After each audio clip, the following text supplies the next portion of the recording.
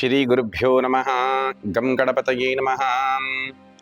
ವೀಕ್ಷಕ ಬಾಂಧವರಿಗೆ ವಂದನೆಗಳನ್ನು ತಿಳಿಸುತ್ತಾ 2024ನೇ ಇಸ್ವಿಯ ಜೂನ್ ತಿಂಗಳಿನ ವೃಶ್ಚಿಕ ರಾಶಿಯ ಭವಿಷ್ಯವನ್ನು ವಿಚಾರಿಸೋಣ. ಎಲ್ಲ ರಾಶಿ ಭವಿಷ್ಯಗಳು ಕೂಡ ಗ್ರಹಗತಿಯ ಮೇಲೆ ತೀರ್ಮಾನ ಆಗುವುದರಿಂದ ವೃಶ್ಚಿಕ ರಾಶಿಯವರ ಗ್ರಹಗತಿ ಹೀಗಿದೆ. ರವಿಯು ಕ್ರಮವಾಗಿ 7 ಮತ್ತು 8ನೇ ಮನೆಗಳಲ್ಲಿ, ಕುಜಗ್ರಹನು 5 ಮತ್ತು 6ನೇ ಮನೆಯಲ್ಲಿ, ಬುಧಗ್ರಹನು 7 ಮತ್ತು 9ನೇ ಮನೆಯಲ್ಲಿ, ಗುರುಗ್ರಹನು ಸಪ್ತಮವಾಗಿರ್ತಕ್ಕಂತಹ 7ನೇ ಮನೆಯಲ್ಲಿ, ಶುಕ್ರಗ್ರಹನು ಕ್ರಮವಾಗಿ 7 ಮತ್ತು 8ನೇ ಮನೆಯಲ್ಲಿ, ಶನಿಗ್ರಹನು ಚತುರ್ಥ ಸ್ಥಾನ ಅಂದರೆ 4ನೇ ಮನೆಯಲ್ಲಿ, ರಾಹುಗ್ರಹನು ಮತ್ತು ಕೇತುಗ್ರಹನು ಕ್ರಮವಾಗಿ 5 ಮತ್ತು 11ನೇ ಸ್ಥಾನಗಳಲ್ಲಿ ಸಂಚಾರವನ್ನು ಮಾಡ್ತಾರೆ. ವೃಶ್ಚಿಕ ರಾಶಿಯವರಿಗೆ ಜೂನ್ ತಿಂಗಳಲ್ಲಿ ಮಿಶ್ರ ಫಲಗಳು ಪೂರ್ಣವಾಗಿದೆ. ರವಿಗ್ರಹನ ಪ್ರಭಾವದಿಂದ 7ನೇ ಮನೆಯಲ್ಲಿರ್ತಕ್ಕಂತಹ ರವಿಯು ಅನಾರೋಗ್ಯಾದಿಗಳನ್ನು ತಿಳಿಸುವುದರಿಂದ ಆರೋಗ್ಯ ಬಗ್ಗೆ ಕಾಳಜಿಯನ್ನು ವಹಿಸಬೇಕು. ತಂದೆ ಮತ್ತು ತಾಯಿಗಳ ಆರೋಗ್ಯ ಬಗ್ಗೆ ಗಮನವಹಿಸಿ, ಮಕ್ಕಳ ಆರೋಗ್ಯ ಬಗ್ಗೆ ಗಮನವನ್ನು ಕೊಡಿ.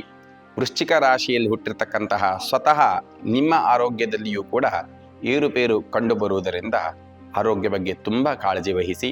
ಆರೋಗ್ಯ ಸಂಬಂಧಿ ಖರ್ಚ ವೆಚ್ಚಗಳು ಜಾಸ್ತಿ ಆಗತಕ್ಕಂತಹ ಸಂಭವತೆ ಇದೆ.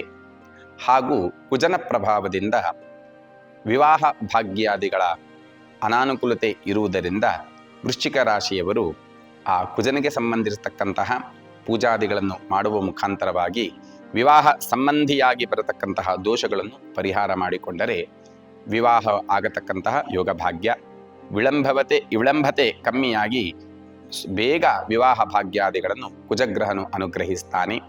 ಕುಜನಿಂದ ದೇಹದ ಉಷ್ಣಾಂಶವೂ ಕೂಡ ನಾವು ವಿಚಾರವನ್ನು ಮಾಡಬೇಕು. ಆದ್ದರಿಂದ ಆ ದೇಹದ ಉಷ್ಣಾಂಶದ ಬಗ್ಗೆ ಕಾಳಜಿ ವಹಿಸಿ. ಆ ಉಷ್ಣಾಂಶದಿಂದ ಅನಾರೋಗ್ಯ ಬರತಕ್ಕಂತಹ ಸಂಭವತೆಯೂ ಕೂಡ ಇದೆ. ಇನ್ನು ವಿದ್ಯಾರ್ಥಿಗಳಿಗೆ ಬುಧನ ಅನುಗ್ರಹದಿಂದ ಆ ವಿದ್ಯಾಭ್ಯಾಸ ಕ್ಷೇತ್ರದಲ್ಲಿ ಉನ್ನತ ಸ್ಥಾನಮಾನಾದಿಗಳು, ವಿದ್ಯಾರ್ಥಿಗಳಿಗೆ ಬೇಕಾಗಿರ್ತಕ್ಕಂತಹ ಗೌರವಯುತವಾಗಿರ್ತಕ್ಕಂತಹ ಸ್ಥಾನಮಾನ, ಪ್ರಶಂಸೆ, ಯಶಸ್ಸು ಆ ಬುಧಗ್ರಹನು ಅನುಗ್ರಹ ಮಾಡಿಕೊಡ್ತಾನೆ. ಇನ್ನು 8ನೇ ಸ್ಥಾನಕ್ಕೆ ಹೋದಾಗ ಸ್ವಲ್ಪ ಮಟ್ಟಿಗೆ ಚಾಂಚಲತೆಯನ್ನು ಕೂಡ ಬುಧಗ್ರಹನು ತೋರಿಸುವುದರಿಂದ ಆ ಚಂಚಲ ಸ್ವಭಾವವನ್ನು ಬಿಟ್ಟು ಏಕಾಗ್ರತೆಯಿಂದ ಓದಿದ್ದೇ ಆದರೆ ಉನ್ನತ ಸ್ಥಾನಮಾನಗಳನ್ನು ಹೊಂದುವುದರಲ್ಲಿ ಸಂಶಯವಿಲ್ಲ. ಗುರುಗ್ರಹನು 7ನೇ ಮನೆಯಲ್ಲಿ ಇದ್ದರೂ, ಗುರುವಿನ ನೇರ ದೃಷ್ಟಿ ವೃಶ್ಚಿಕ ರಾಶಿಗಿದ್ದರೂ, ಗುರುಗ್ರಹನು ವೃಷಭ ರಾಶಿಯಲ್ಲಿ ಇರುವುದರಿಂದ ಗುರುವು ಜೂನ್ ತಿಂಗಳಲ್ಲಿ ಅಸ್ತಂಗತನಾದ್ದರಿಂದ ಸ್ವಲ್ಪ ಮಟ್ಟಿಗೆ ಗುರುವಿನ ಬಲ ಕಮ್ಮಿಯಾಗಿರುತ್ತದೆ. ಆದ್ದರಿಂದ ಗುರುಬಲ ಸಿದ್ಧಿಗೋಸ್ಕರವಾಗಿ ಗುರುಗಳ ಆರಾಧನೆಯನ್ನು ಮಾಡಿಕೊಳ್ಳಿ. ಆರಾಧನೆಯನ್ನು ಮಾಡಿಕೊಂಡು ಗುರುವಿನ ಅನುಗ್ರಹ ನೀವು ಪಡ್ಕೊಂಡಿದ್ದೇ ಆದರೆ ಮಾಡುವ ಉದ್ಯೋಗ ವ್ಯವಹಾರ ಕ್ಷೇತ್ರದಲ್ಲಿ ಉನ್ನತ ಲಾಭಾದಿಗಳನ್ನು ಹೊಂದುವ ಸಾಧ್ಯತೆ ಇದೆ. ಆದ್ದರಿಂದ ಗುರುಗಳ ಸಂಬಂಧಿಯಾಗಿರ್ತಕ್ಕಂತಹ ದೇವಸ್ಥಾನಗಳ ಭೇಟಿಗಳನ್ನು ನೀಡಿ. ಶುಕ್ರಗ್ರಹನು ಸ್ವಕ್ಷೇತ್ರದಲ್ಲಿ ಇರುವುದರಿಂದ ಸಾಂಸಾರಿಕ ಜೀವನದಲ್ಲಿ ಸುಖಗಳನ್ನು ಹೊಂದತಕ್ಕಂತಹ ಯೋಗ ಭಾಗ್ಯಾದಿಗಳು, ಅಷ್ಟ ಐಶ್ವರ್ಯ ಸಂಬಂಧಿಯಾಗಿರ್ತಕ್ಕಂತಹ ಸುಖಗಳು ಕೂಡ ಐಶ್ವರ್ಯಾದಿಗಳು ಕೂಡ ಪ್ರಾಪ್ತಿಯಾಗುತ್ತದೆ. ಗುರು ಹಿರಿಯರಿಂದ ಪ್ರಾಪ್ತವಾಗತಕ್ಕಂತಹ ಆಸ್ತಿ ಪಾಸ್ತಿ ಐಶ್ವರ್ಯಾದಿಗಳು ಕೂಡ ನಿಮಗೆ ಸಿಗತಕ್ಕಂತಹ ಯೋಗಗಳು ಶುಕ್ರಗ್ರಹನು ಕೊಡ್ತಾನೆ. ಕೊನೆಯ 10 ದಿನ ಅಷ್ಟಮ ಸ್ಥಾನದಲ್ಲಿ ಶುಕ್ರಗ್ರಹ ಹೋಗುವುದರಿಂದ ಮನೆಯಲ್ಲಿ ಅಶಾಂತಿ ಉಂಟಾಗತಕ್ಕಂತಹ ಸಂಭವತೆಯೂ ಇದೆ.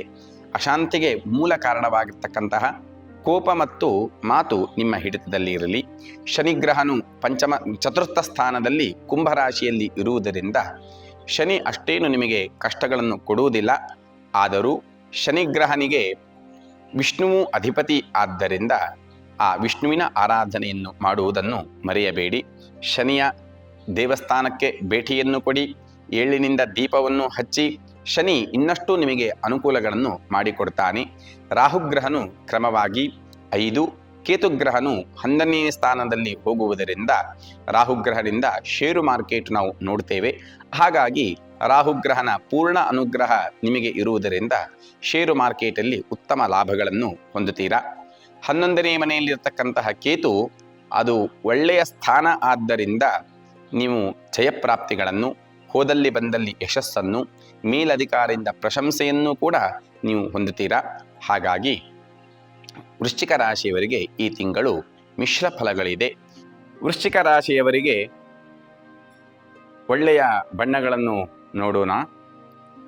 ವೃಶ್ಚಿಕ ಅಧಿಪತಿ ಕುಜ ಆದ್ದರಿಂದ ಕೆಂಪು ಬಣ್ಣ, ಅತಿ ಕೆಂಪು ಬಣ್ಣ, ಬಿಳಿ ಮಿಶ್ರಿತ ಕೆಂಪು ಕೇಸರಿ ಬಣ್ಣ ಹಾಗೂ ಬಿಳಿ ಬಣ್ಣವು ಒಳ್ಳೆಯ ಉತ್ತಮವಾಗಿರ್ತಕ್ಕಂತಹ ಫಲಗಳನ್ನು ನೀಡುತ್ತದೆ. ಜೂನ್ ತಿಂಗಳಲ್ಲಿ ಒಳ್ಳೆಯ ದಿನಾಂಕಗಳನ್ನು ವೀಕ್ಷಿಸೋಣ. 1, 3, 7 ಮತ್ತು 8, 28 ಮತ್ತು 29 ಈ ದಿನಗಳಲ್ಲಿ ನಿಮ್ಮ ಕೆಲಸ ಕಾರ್ಯಗಳಲ್ಲಿ ಪ್ರವೃತ್ತರಾಗಿ ಉತ್ತಮ ಫಲಿತಾಂಶವನ್ನು ಕೊಡುತ್ತೆ, ಯಶಸ್ಸನ್ನು ಕೊಡುತ್ತೆ. ದೇವತಾ ಅನುಗ್ರಹದಿಂದ ತಮ್ಮೆಲ್ಲರಿಗೂ, ವೃಶ್ಚಿಕ ರಾಶಿಯವರೆಲ್ಲರಿಗೂ ಕೂಡ ಶುಭವಾಗಲಿ ಎಂದು ದೇವರಲ್ಲಿ ಪ್ರಾರ್ಥಿಸುತ್ತಾ, ಸರ್ವೇ ಜನಾಃ ಸುಖಿನೋ ಭವಂತು, ಸಮಸ್ತ ಸನ್ಮಂಗಲಾನಿ ಭವಂತು.